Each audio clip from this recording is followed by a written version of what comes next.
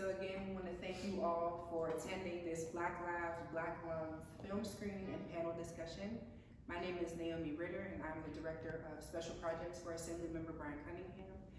We have our esteemed panelists here who I will ask to introduce themselves, and then we can get started with this riveting conversation. So whoever wants to start.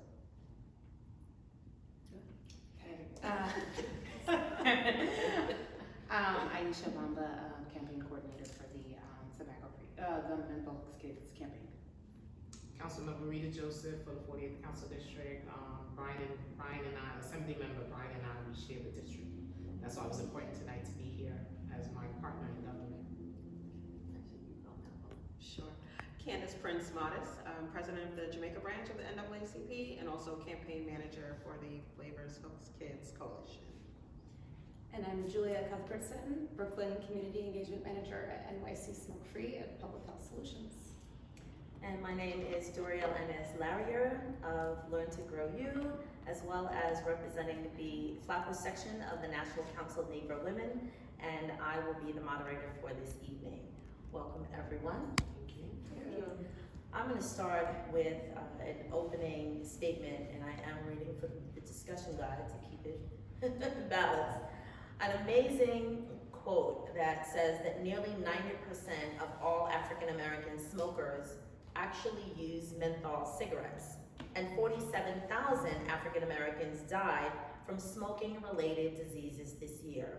As you know, we've just completed watching the Black Lives, Black Lungs documentary, and we look forward to having you at your own leisure to watch the video as well. It's only 15 minutes, but it will definitely be something that will trigger you in a multiplicity of ways. This documentary, it explores the history, marketing tactics, and the impact of the tobacco industry that targets specifically African Americans with menthol tobacco products. The director that you will see is Lincoln Mondi, who was inspired to make the film while participating in the Youth Activism Fellowship at Truth Initiative, the national public health organization dedicated to achieving culture where all youth and young adults reject tobacco, still the country's leading cause of death and disease. Now, as I was watching it just now for the second time, I had a flashback that I did not have the first time. I went back to probably I'll say mid-70s, so I don't mind telling my age group. And I grew up here in Flatbush section of Brooklyn, and I was taken back to walking to school and stopping at the corner store and being so fascinated by walking in and purchasing my little gum cigarettes. Who remembers that? Anybody remember that? Oh, right? One of the smoke with smoke. Yes, Oh, yeah. yes. Right, and so it had like, you know, the little white paper, and then it had, I guess it was like a gum strip inside, but the powder that surrounded it, that kept it from sticking to the paper, you would just be so fascinated by going. Now, mind you, we were like 7, 8, 9, and my mom's in the room. So the money that you gave me, Mom, for milk. But when I then went to some other communities that didn't have, let's say, the proliferation of my background, and I said, oh, do you guys have those kinds of things? And they said, what are you talking about? So now I kind of felt a little odd. So, but it didn't trigger anything because that's all I knew. So now growing up, I grew up in a household with the Ebony magazines, the Jet magazines. Later on in life, I got the Black Enterprise. And it never hit me that I always saw page after page, small, you know, insert, back cover, you know, of the magazine. It would be these images. Not until I got good and grown did I recognize, oh, I just thought that this was it, and this was in every community. Not until I traveled to other places and spaces, as I was, what did we say, today years old, did I realize it's actually not in every space. So in this documentary that we've seen, what other sort of triggers popped into your minds as you saw it? Any flashbacks to your younger days, wherever you were born and raised and lived? Any triggers for you? I know for sure, speaking of, I remember I used to get Jet at home. And sometimes the ads were targeted towards women. They have beautiful black women. If you look, I believe Benson and Hedge had a commercial. I don't know who the model was, but she was glamorous, she was beautiful. And when you saw that, you're like, wow, I want to be like her. But with the cigarettes. So at one point, it didn't just only target African American, but it targeted a particular group, specifically women, making it cool, acceptable to be smoked. And I was like, wow, I want to be like her with cigarettes, but not knowing that later on in life, it's going to kill me. Precisely. So in essence, where is she now? Exactly. I'd like to know. Where is she now? Yeah, and it's funny because you have black women actually being the highest rates of smokers. Correct. Of menthol smokers. So, you know, just to have those types of like anecdotal relationships relating to the actual statistics we have. I was gonna say, I did not grow up in a black household, but as a child, I think that it's kind of shocking to know how much kids are, not surprising, but upsetting to know how much kids are really targeted. Over 50% of teens smoke menthol cigarettes, and we know that 90% of smokers start before the age of 18, and brains develop until through our mid-20s, we know. So that's intentional, and I remember friends wearing Camel cigarette T-shirts to school, which I know are now banned from my school, but at the time it was totally normal. So it just the ease with which cigarettes infiltrate young people's lives of all backgrounds is kind of shocking. It's funny watching some of those images tonight and previously.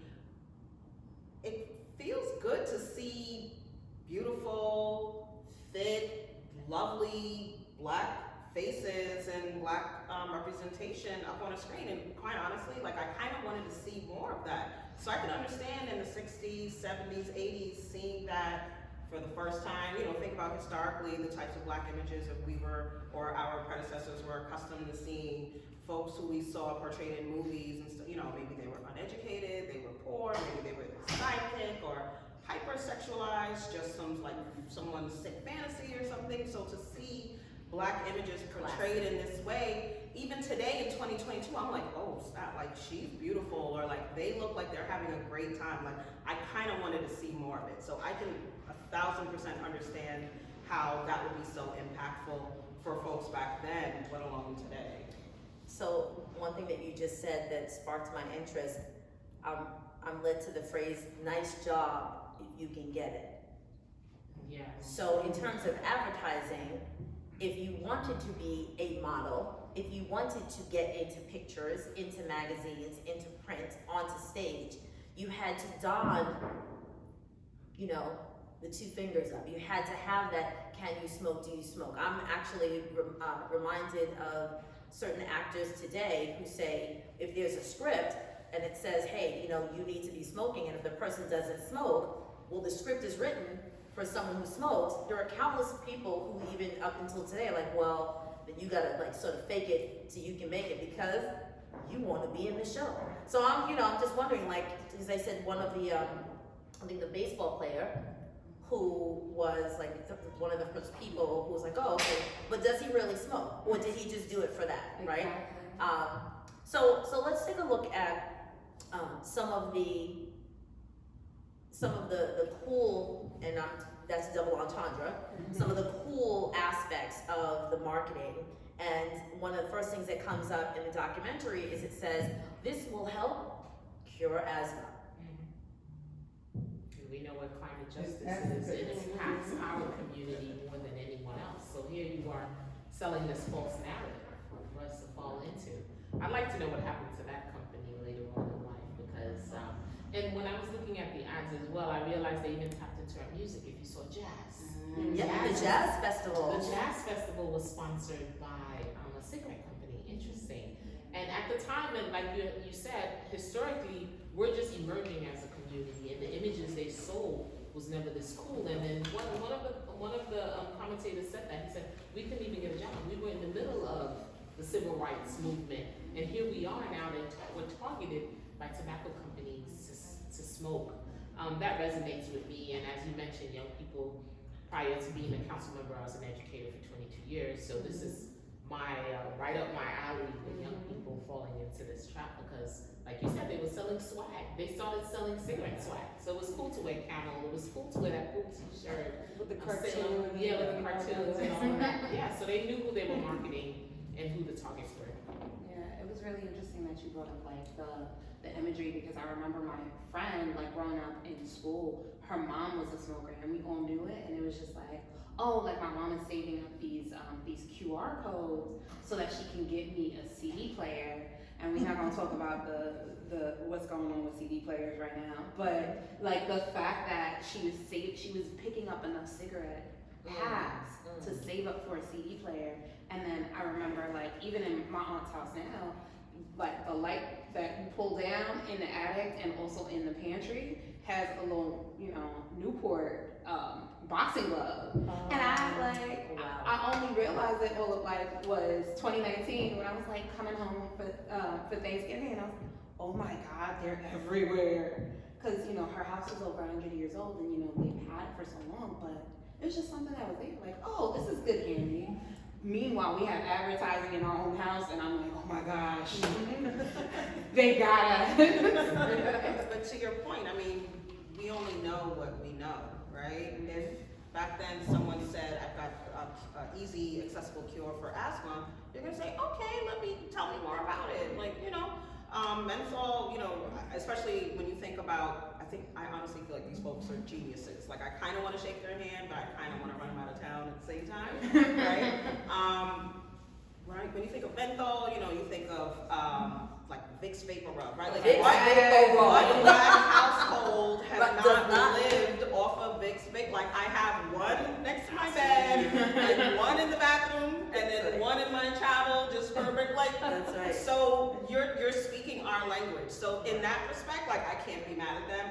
We are mad at them, let's be very clear. But like, they absolutely knew what they were doing, and they did a damn good job at doing it. They studied us Very to bring in the menthol, and like you said, vapor. And if you're in a Caribbean house, you mix it with your castor oil, you Yes. rub it on your chest. You put it in the little center part, okay? And if you know, you know. Yeah. I was like, during there's COVID, like- everybody was like, put that on your chest. Exactly. So there's what you've accustomed to experiencing growing up and traditions, and then there's a science. And if my mom did it and my grandmother did it, and guess what, I'm gonna do it too. And I can see the same thing with the use of cigarettes or anything else that's harmful for us. You don't necessarily want to talk to scientists and doctors. If your parents and your community is saying this is good, then listen, I'm gonna do it too. So one of the quotes that was brought up, it said about like the target population, and what was highlighted was let's say below the age of 18, and then it said poor, and it said primary, so primary target audience, below the age of 18, poor, uneducated, like low income neighborhood. The secondary was college educated, professional, and so I thought about some of the organizations that maybe our families may or may not have participated in. And so now we're going to get to organizations that we know of now. For example, let's say NAACP, CORE, even NCNW, National Council of Negro Women, CORE, Council of Racial Equality. Some of these organizations, one would say, if you know better, you do better. But if the target has to do with community, then it doesn't necessarily mean the economics separates you from what you do, because the cool people, right, the professionals, were the ones that were advertised who were smoking. So the cool people were the ones who were like, oh yes, like this is what we do. Whether we're at Sag Harbor or we're at Jones Beach or the Vineyard, right? We know Myrtle Beach. You were cool. And so is it the people who are looking up towards those cool people who's like, well, if I can get it because it is accessible, because it's on every corner, and then it is cheaper. That's the other thing that I just found out, that menthol cigarettes were less expensive than the other cigarettes. So if it's, I'm trying to be cool, I'm trying to be chic, I'm trying to look like the ads, and then I'm trying to watch my pocket, then this is excessive. And this makes me feel it makes me feel. So what is this statement about, it gives a cool sensation to the back of your throat? And the softness in the air. And the softness in the air. Yeah. What? And killing you at the same time. Why you getting all of that? And Right. you're not. And you, like, even talking about that aspect where you take in more cigarette smoke and hold it in longer. So while you're holding it in longer, you're damaging your lungs even more. You're taking it, not only are you breathing in more, you're holding it in, it's doing even more damage than it would usually. So it's like, wow, you get all of it is just kind of piling up into it. And I love the statement that you were saying where it was like, we talk about the reason why they targeted young professionals is because I look at Rita and I'm like, oh, I want to be her. She's a council member, you know? And it's like, we have our young people who are looking up at these folks who are young professionals and they're like, I'm only 3 years, 4 years, 5 years away from her. And that's a habit she has. Let me see, like, what can I do to mimic? What can I do to like look more like, be more like these young professionals? And those are our kids' like mentors, those are our kids' idols, you know? We have to look at those things, and it was really damaging that they had those around our roundtables. They had those at the NAACP meetings. They were giving them away to us. So let's actually shift into that. So one of the statements that is alarming, again, and I will say again, I am today years old, recognizing that some of these organizations that have funded a number of scholarships that a number of young African Americans have used to climb the social ladder through education, through academic achievement, and these huge scholarship funding sources have, I'll use the term, have been and are maybe still in bed with cigarette companies. That was very shocking. But had we been paying attention, and there's no way we're gonna go back 70, 80 years, but when someone says, you know who's funding that is a cigarette company, do I want my child as they're going to school also knowing that the person that they should say thank you to is a company that does damage? But what would most families say? Sweetheart, you going to college. Hush. When you get good and grown and you finish your education, then you can go write a letter, like that man who wrote the letter, okay? But right up and now, go to class. So that was a surprising thing. What were your thoughts about that? And then let's talk about let's say where we sit now in the organizations that we're in now, and what happens now? This is 2022. Right. It's when they got to that portion of the film, in my head I was like, Did you cringe? don't say NAACP, don't say NAACP. and there they go, right? But the good news is that what I have learned since then is that the NAACP actually hasn't taken money from big tobacco since the 1990s. So, like you said, when we know better, we do better, right? So, we're not going to chastise people for past discrepancies, certainly, and the gentleman in the film said it very clearly. If we ain't got no money, we don't really have a lot of folks trying to offer us money. And so it was great to see that the organization did step up and correct that past wrong. And even we've got champions today like Dr. Hazel Dukes, who's the president of the New York State NAACP conference.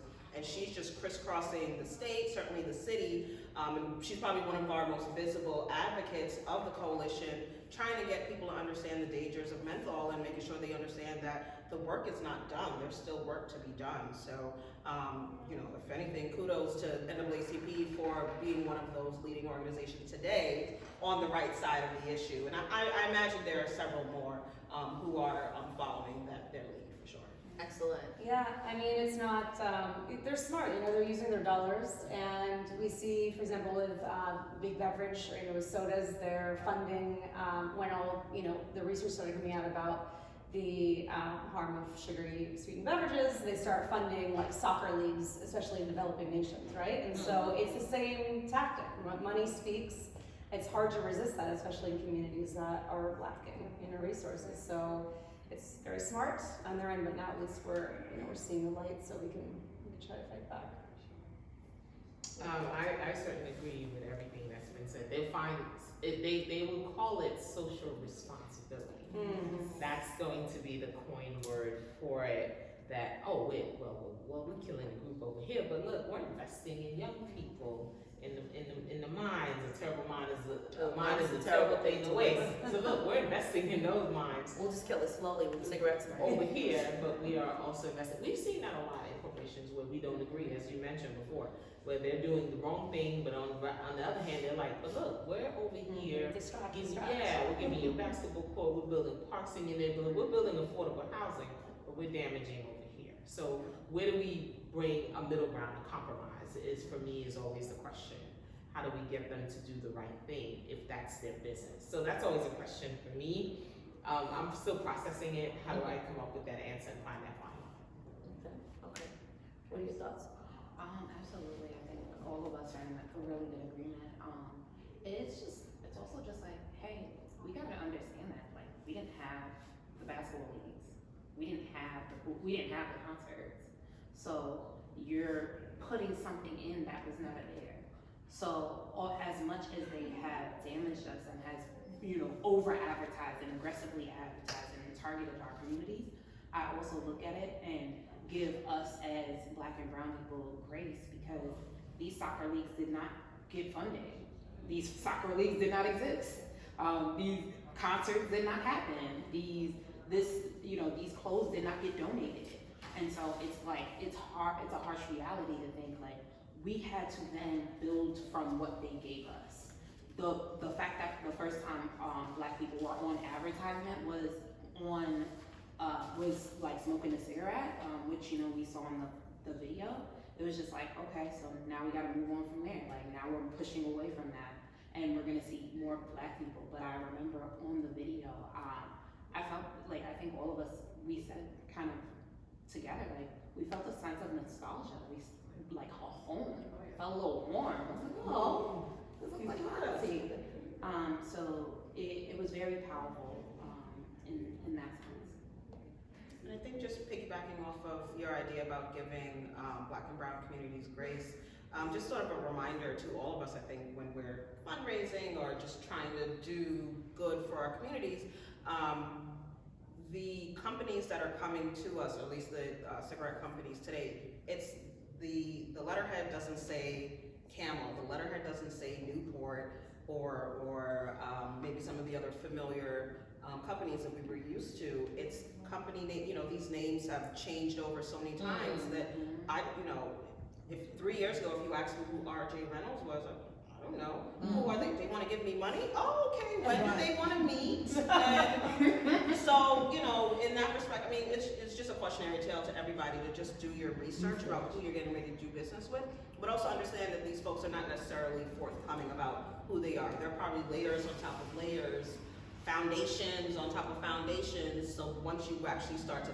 peel back and realize who you're doing business with, you may have already cashed a check, right? I mean, how many of us, if any of us, still has like a student loan, and every couple of years that student loan changes hands to another person. So there's one that I'm looking at. It's 6 years later. There's probably been like 4 changes. I'm thinking, who was the original holder of this? And then and so let's say back in the 70s, or let's say the late 60s, there was no internet streets that we could just push a button, right? And so just to say, hey, yes, someone's giving you money, okay, thank you very much, as long as it's legal, whatever legal to you is, and then you accept it. Now when someone says, hey, someone's about to give you money, especially for our young people, now let's sort of really focus on the young people in this part of the conversation. For us as the adults to say to younger people, there is a scholarship. You should do your homework, because nothing is free. If it is going to be gifted to you, there is a responsibility for there to be some give back. In your saying thank you, do some research, because then the company or the organization will be like, oh wow, they know who the founder is. They know when we started. They know, okay, well then maybe, of course, we're talking about like pipelines right now, right? Talking about pipelines, because of course we want to have some give back, so that they know that they are owning part of what they've been gifted. In terms of this work, how do each of us in our own additional lives make the message clear of take care of your health, be responsible for things that are speaking to you, speaking to your mind, speaking to your confidence, speaking to your future. What do we do in our own roles to make that message clear of, you know, yes, it's a historical thing that's a part of our society, but is it really a good thing for you to do? You start. In my role at NYC Smoke Free? Yes. Okay, So, well, like, so, tell us what that is. yes, so we are an advocacy and policy program within Public Health Solutions, and we're a small organization, 2 of us in every borough, and so I have a counterpart named Edric Robinson, who's our youth engagement coordinator, or manager, and so we have sort of a 2-pronged approach, and I'm more community engagement focused, and he's youth, so he works with high schoolers, so that they become their own health advocates, because I think everyone knows that teens are more likely to listen to each other than to adults telling them what to do. And so that's been a really effective program working with high schools here in Brooklyn, and also raising awareness around tobacco proliferation and marketing, corner stores, and all that, especially with vaping and menthol and hookahs and all the products that they come at us with. So that's been one really effective way, I think, to raise awareness, especially around potential future smokers, to prevent them from ever becoming smokers, right? And you know, we've been doing Black Lives, Black Lungs screenings also in the community, so anyone who's open to that, that's what we're here for, and facilitate these types of conversations. But I think especially with us getting to young people early is one strategy that we really are proud of. So that's one technique. Thank you. Yeah. I think reinforcing to any audience that we interact with about this that this is certainly a health equity issue. And your role again. So, for example, when I'm interfacing with NAACP, doing anything under the banner of NAACP, you know, equity is always at the top of the conversation, and equity and or lack of access. We had a lot of access to cigarettes back in the day. That's not an issue.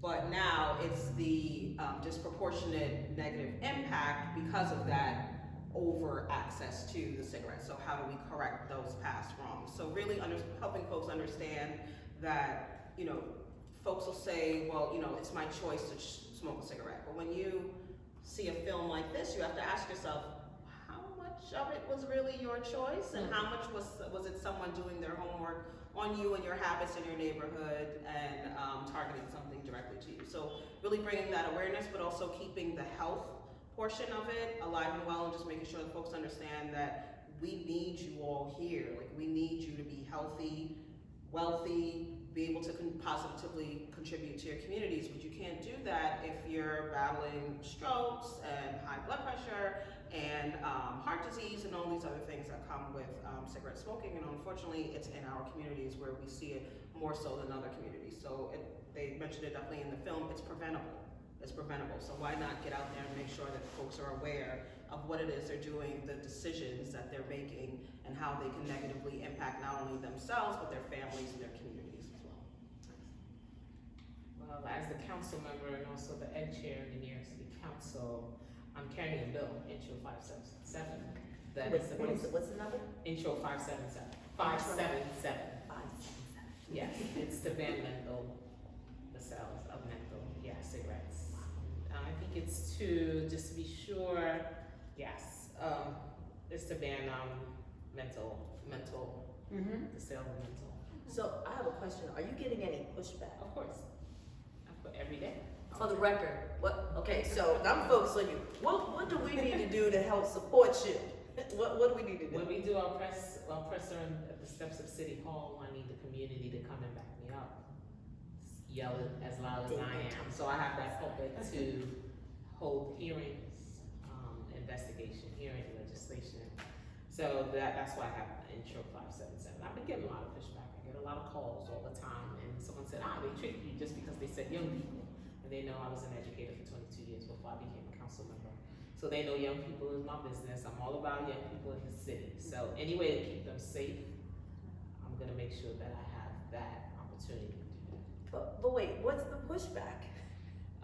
Because they felt that, maybe this might turn into Eric Garner, but this bill has the police has no interaction in this bill at all, it's just a ban it, no police interaction at all. Matter of fact, we said that will not lead to arrest, incarceration, and it does not give the NYPD any rights. Yeah, that's been the biggest pushback, that police will get involved and we will have more cases of Eric Garner.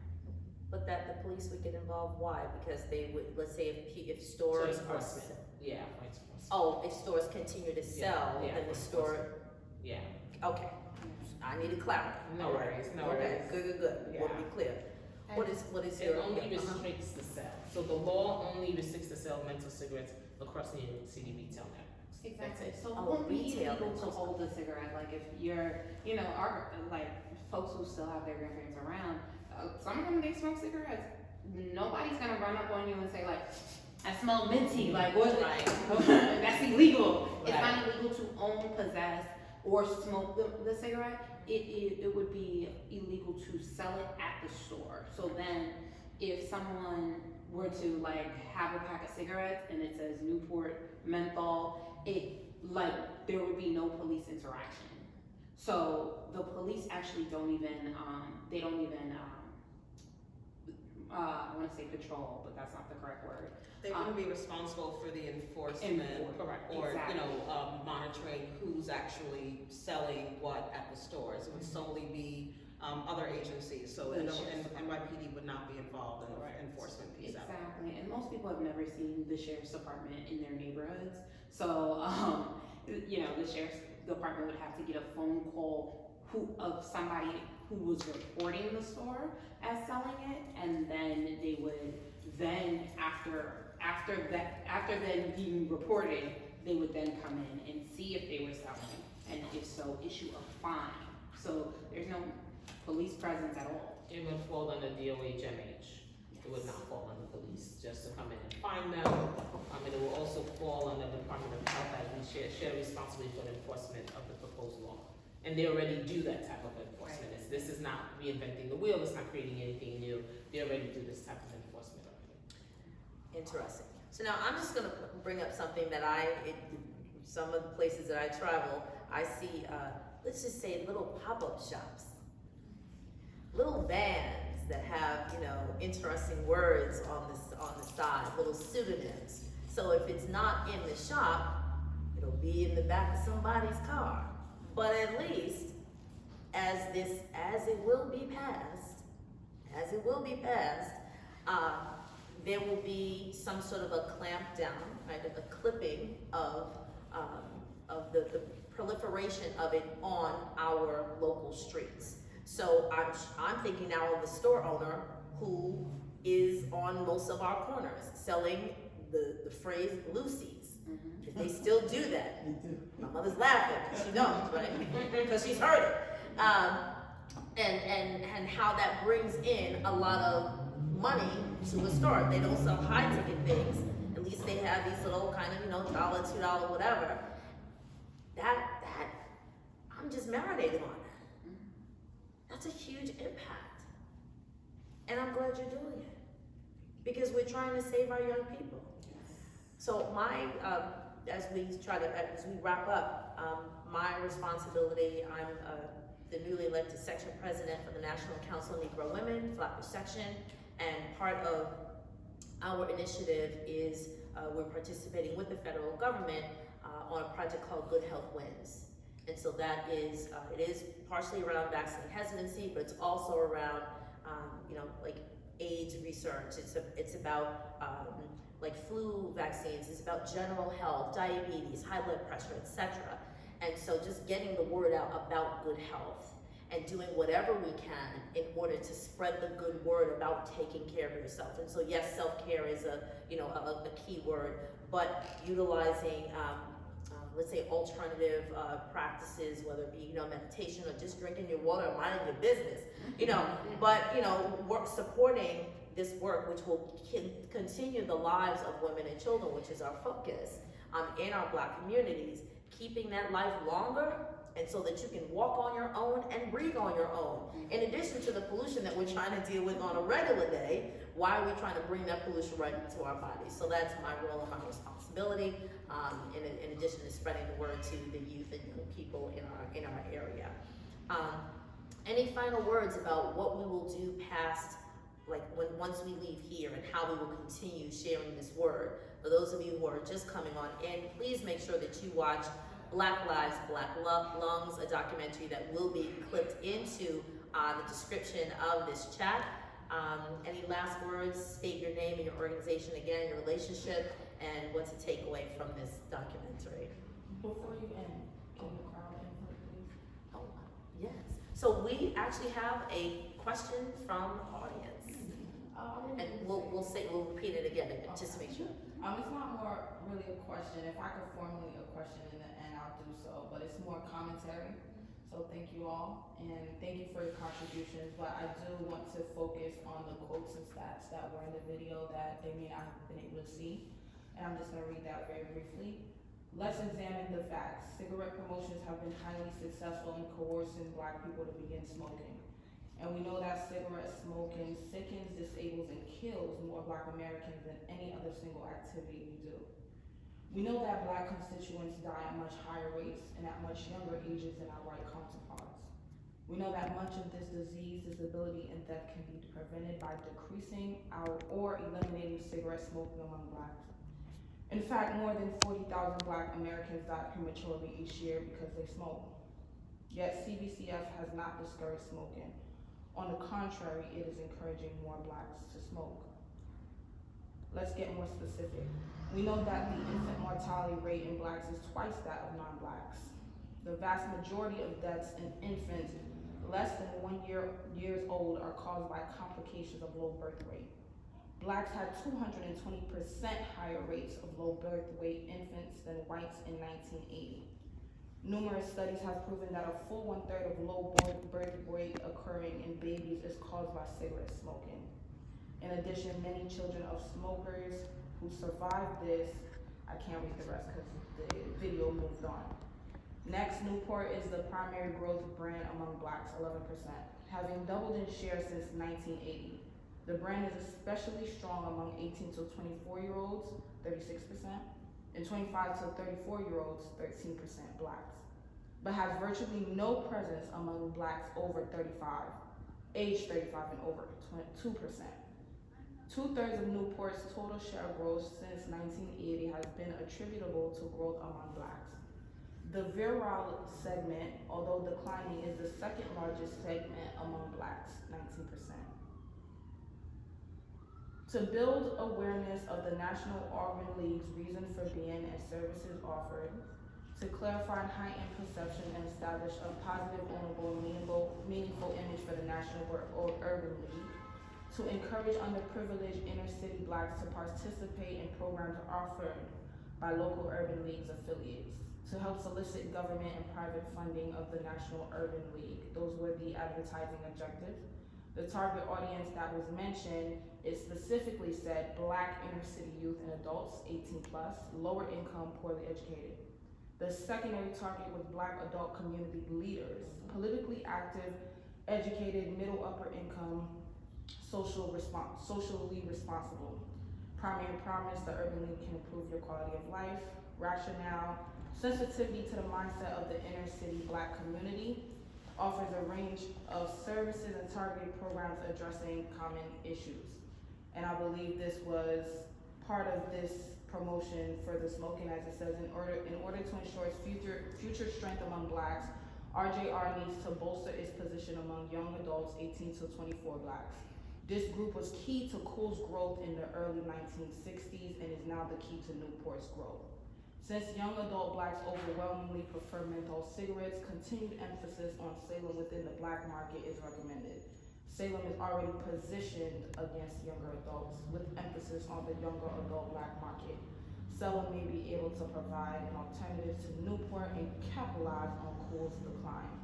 Now, as far as the target audience, that was for the cigarette smoking, and I'm a community member. And in respect to all the work that every one of you are doing, it's not sufficient to say we don't chastise past aggressions. This memorandum that was written was in 1984.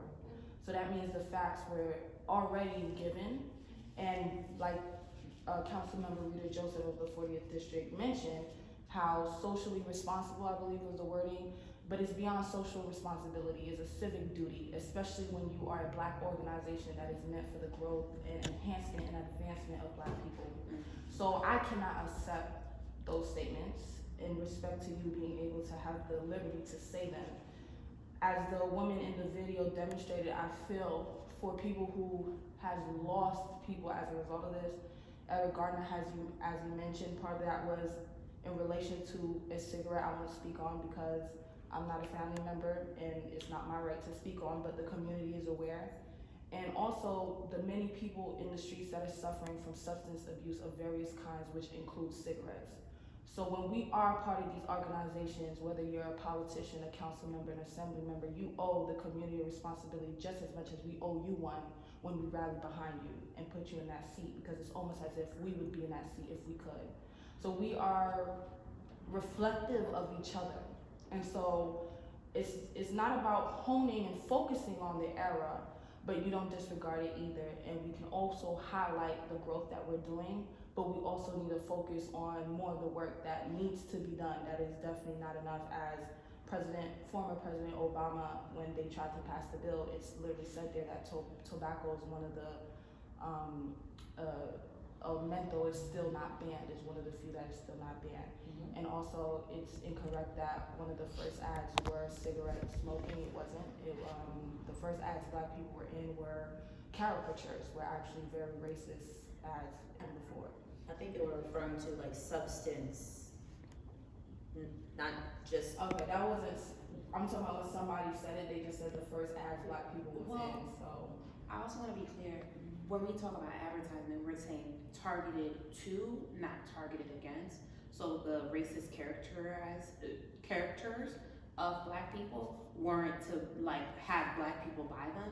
It was what we're talking about is the advertisement that actually targeted towards our community and not against it. Well, that's not true either, because Aunt Jemima was one of them, and that was targeted to all audiences, and Black people were one of the major buyers. Capitalism itself, just like in the thing that I read, which is why I read it, when it said to capitalize on cool growth and their profit.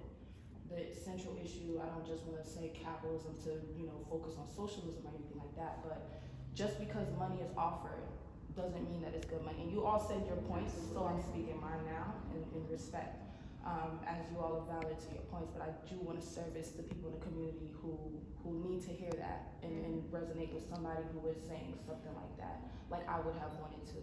So when you have capitalism and money being offered, just like you said with scholarships, when I was in school, I had to research the loan that I was that I was receiving. It wasn't simple for me to just accept it.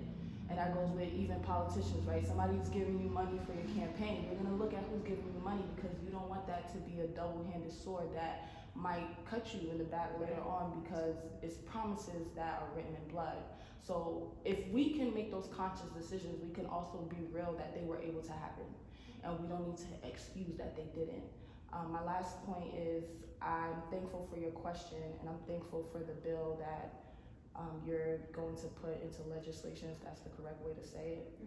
And we need more of that. I just want to propose that this is more widespread in schools, in partnerships with other government agencies such as the DOE, the DOL.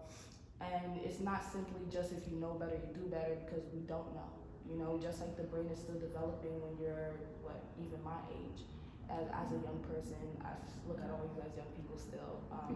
So your brain is still developing. And, in this society we live in, just as in many societies across the world, unfortunately, I don't want to just put a light on the government, but that's who's in control of a lot of economies and a lot of structures.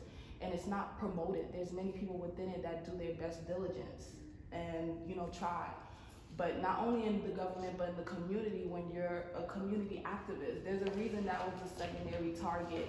And even though they use semicolons, a lot of those additions were in conjunctions with the previous one. That's why the first word is Black, so that can't be neglected. Then immediately after was youths, uneducated and poor. Those work together, they're not independent. And then secondly, it said community activists, socially responsible. Socially responsible is community activists. There's a reason they're doing that, because those are the change makers. So when your change makers are now empowered with the tools for destruction to kill, it's not growth, it's not empowering, and that may be an exaggeration, but it is a reality when people literally lost their lives, like the lady who lost her family member. Right. So I just want to finish my last point, and I have nothing else to say. The point of reality is we're not given that information a lot of times, and if we are, it's very seclusive. It's not really accompanying anything substantial to how we feel our life could be benefited. You could give a food health workshop, but if all I have access to in a food desert in my community is the same foods, or I don't know how to cook the food, or I don't have time to cook the food, and the reason why I'm picking up this Lucy in this corner store, I don't just want a salesman to think my problem is going to be solved from the people in my hood, in my community that rely on that because it's a dependency. Not saying they need it, because what they said was it's brain chemistry and it's access. Right. So those are the main things you could target, is the access, but the access works in conjunction to that civic responsibility and social duty, to working in conjunctions with our agencies, the interactions that deal with the community, with society, schools, classes, programming, the same advertisements. There's a reason why that works. It's convenient to use Black people for things that's gonna kill them than it is to use them to promote a food lifestyle brand, or to promote, a self-efficient community green market. So those are strategic, and I don't give them any credit. I don't think it was a mastermind, because they said it. It's easy to target poor people, Blacks. That's so easy. And in the inner city, you just go right there and you have everybody in one place. That's one of the easiest things to do. But it was harder to target whites or intellectuals that had degrees, and like they said, those socially responsible people. That's why it was secondary, because it's much harder to penetrate that group of people who stands on what they're supposed to do, like other organizations should have done. They should have stand on that and not just fickle because of money. That's not an excuse for capitalism. It's not an excuse for growth. I'm sure the council member or anybody else could address this. When there's a will, there's a way. When there's a community support, there's a way. It's not always money. We have existed long before money. We will exist long after.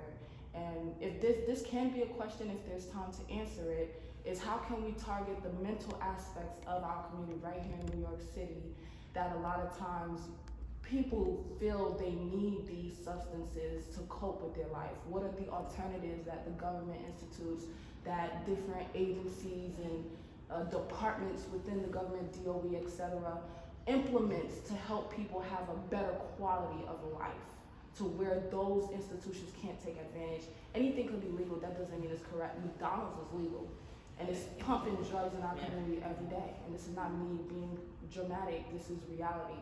So I want us to steer away from those thinkings, and my community to steer away thinking just because it's legal means it's good. There's many things this government has made legal. Slavery was one of them, but we'll move on.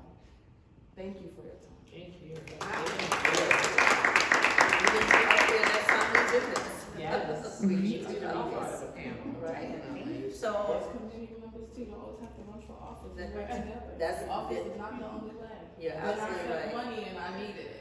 So I think one thing is, and again, I've just seen this for the first time, when it was shared with me, and I feel like I have a level of access of some things, but as this thing triggered me, I'm like, wow, I was 10, 8 years old when I realized that all the magazines that I was looking at when I was growing up had these Newport and Salem advertisements, and I didn't know. So I know when I leave here, I'm putting this on all of my socials. I'm saying, look, whether or not you smoke it or not, share this with somebody. My mom is here, my father is not. My father is a victim. My father is a victim. My father passed away 10 years ago and 2 months ago from smoking. We knew that his lungs were black. He didn't go to the doctor for 7 years prior to his death. We knew because of the change of the color of his face, the change of the color of his fingers and his lips. He wouldn't go, he can't drag people. But what am I gonna do? I'm sharing this. That's what I know I can do. I know I can also come and support. what I know, what I do very well, I love to chat, I love to talk to people and share information. When you need this said again, I'm gonna be right there. That's what I know I can do. I know I can support these other organizations who are helping. That's what I know I can do. What are you gonna do? What are you doing? I'm right along with you. I think that to your question about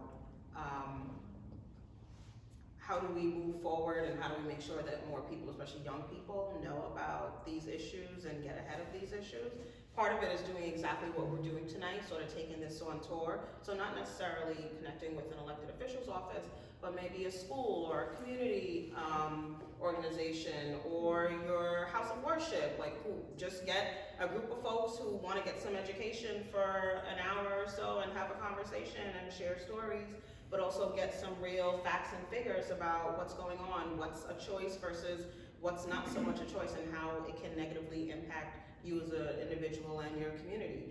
We have to talk about it, but we also have to present the facts. You know, folks are ultimately, people don't want to be told that what they're doing is wrong, and we get that. And to your point, we're not trying to chastise anybody, but it's really bringing awareness to say, listen, like there were some choices that I made in the past that perhaps weren't the greatest, and now I have an opportunity to correct that. So we can do that for any venue, for any audience. Just tell us a date and the time and location and we'll be there. Right, so I'm very surprised and I'm very, very thankful that you're here, because when you said that so you mentioned the DOE and the DOL, Department of Education, Department of Labor, for those who don't know, and so when you said departments, I don't know at this time. Right. Oh, no, but I'm just saying, you mentioned, Over 88 right, but, departments. so you just mentioned one that I'm connected to, because I'm also a teacher by trade. So my day job is I'm a teacher. So when you said you're in the DOE and you're in the high schools, I'm like, ooh, guess what? We need to move that down to middle school. Because they started to, practice with middle school, right? But then there's also, we've never even talked about it, we don't have to talk about it now, but there's secondhand smoke. So when somebody mentioned babies, right? There's secondhand smoke. And so I grew up with asthma and, I'm just truth telling, my dad smoked and it was a thing. It was like, he would have to go smoke in the bathroom because I couldn't handle it, because once I smelled it, 2 o'clock in the morning, we go to Kings County. That's just what it was. So, but I'm glad that you have that, because then we can share this information and say, hey, we know a school, we know a school, we know a school. Let's get you in there, right? Let's get that happening. Your last point. Oh, and then there's a comment from Mama. Hold on. Yes, Mama, go ahead. One thing I heard recently is that they're appealing to landlords to make their apartments smoke free. Because there's one advertisement of this young man laying down smoking, but the smoke is going up. And it's not just in his apartment, it's going through. So to encourage landlords to make their apartments, the whole building smoke free. That's actually my primary job, and Mrs. Smoke Free, so glad you mentioned that. Didn't know that was your title as well. Yeah, so smoke-free housing is a big initiative of ours, and so we work So these new buildings that they're putting up, are they trying to instill that in? It's, we're seeing that most new buildings opt for a smoke-free living environment, which is great to see. But, it's seen as an amenity these days. So especially with condos and co-ops and luxury high-rises and all these that are going up, it's usually seen as an amenity. And so, but of course, we would love to see all buildings have access to this, and people have access to clean air where they spend the majority of their time. So I'm just one person in the borough of Brooklyn, but we provide It starts with one. technical assistance and resources to guide people through the smoke-free process, whether you're a condo, co-op, market rate, affordable housing, senior housing. And so we've seen a lot of buildings go smoke-free, and we'd love to see more. So good point. Can I ask, because you did just mention something about as far as people making bad choices, and once again, I think that's secondary to the issue. Once it hits the market, that's the end of the road. Once it hits that store, all you have left to do is to buy it.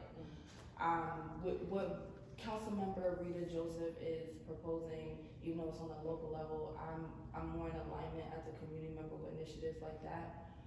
Because there's no such ability for them to sell toxicity to our people. I don't care if it's your business. You could have your business somewhere else. It's cynical and it's murderous. It's genocide. As their policy literally stated, they are literally targeting blacks and youth that aren't even grown yet. The infant mortality rate statistics is disgusting and repulsive. And I know many mothers who I've seen, let me not say many mothers, but I've seen people, and I know other people, I've seen people who are smoking during that time. And I can't say it's your bad choice, even though there's a responsibility individually, of course. But mental issues is a great thing, not to make an excuse, but it's a very large issue. And that's why I just want to ask a question. Is there a re-initiative on the presidential level, the government level, I know this is the Assembly Member's office, senatorial level, to reintroduce such bills and propositions to, you know, target those institutions and corporations and companies themselves? Because sometimes it's beyond correcting the wrong. The wrong is so egregious. When it comes to that, I don't see a correctiveness. Yeah, you can improve life, you can move forward, you can move past. Yes, people can still chastise the wrong, but we can also highlight the growth and make sure we're doing that because we owe that. So is there any redirection to do that? Again? From what I understood on the federal level, I know the FDA is looking to ban menthol cigarettes, the flavor itself. I know they're looking to ban it, but we're doing our best on the local level. But one unique thing about where I sit, I'm the chair of education. So my portfolio have New York City public schools. So I have access to 1,800 schools. I have access to over 100,000, almost 1 million kids.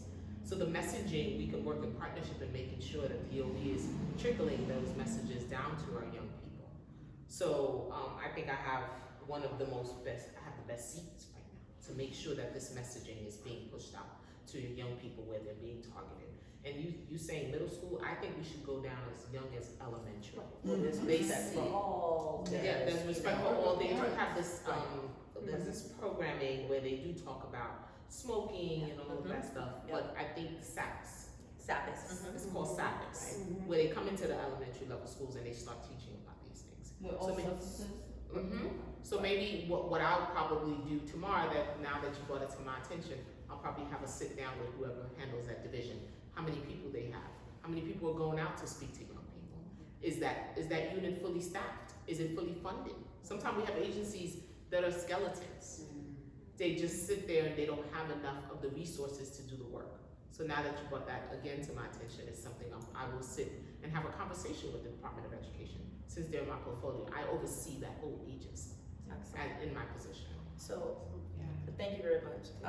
So this definitely is a great jump. Oh, I'm sorry. Yes. I just want to I really want to thank you for standing up and speaking your truth, because I really do resonate a lot with it.